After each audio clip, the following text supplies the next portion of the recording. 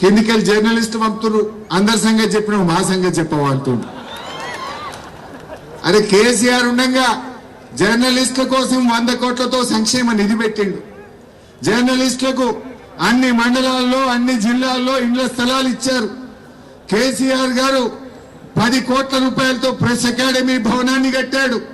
కానీ కాంగ్రెస్ వచ్చి 2.5 ఏళ్ళ అక్రిడేషన్ కార్డు కూడా తెలియదు. అక్రిడేషన్ కార్డు ఇచ్చే తెలియలేదు ఈ కాంగ్రెస్ కు.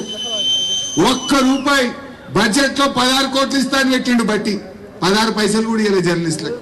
కేసీఆర్ గారు ఇచ్చిన పైసలే బ్యాంకులో పెడితే దాని మీద వచ్చిన ఇంట్రెస్ట్ తోనే జర్నలిస్టులు కాపాడుకుంటున్నారు తప్ప 2.5 ఏళ్లలో ఈ కాంగ్రెస్ ప్రభుత్వం జర్నలిస్టులకు 1 నయా పైసా కూడా ఎవరికి ఇచ్చిందని మీకు ఇస్తారే?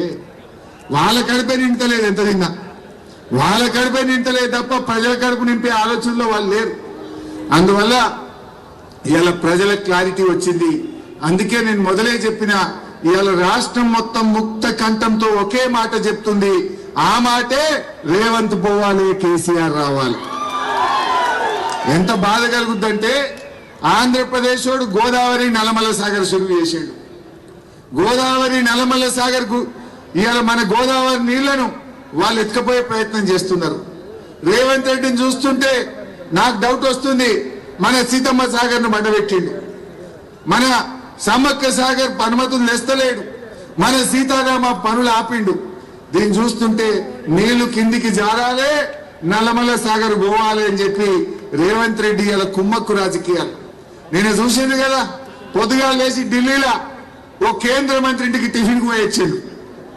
అంటే నువ్వు ఎవరితో ఉన్నావు, నువ్వు ఎవరితో ఉన్నావు ఇవాళ అర్థమైతలేదా? అంటే ఇవాళ గోదావరి నీళ్లను ఆంధ్రాకు మళ్లించడంలో భాగంగానే అక్కడ మేడిగడ్డ రిపేర్ చేస్తలేడు, ఇక్కడ సీతమ్మ సాగర్ పనులు పూర్తి చేస్తలేడు. ఇవి పూర్తయితే నీళ్లు మనకుంటాయి కదా, ఇవి పూర్తయితే తెలంగాణ సస్యశ్యామలం అవుతుంది కదా. ఇది పండబెడితే నీళ్లు కిందికి పోలవరం పోతాయి, ఆడికెళ్ళి నల్లమల్ల సాగర్ పోతాయి అనేటువంటి ఆంధ్రప్రదేశ్ కుట్రలో మన ముఖ్యమంత్రి ఉండడం నిజంగా బాధకరం.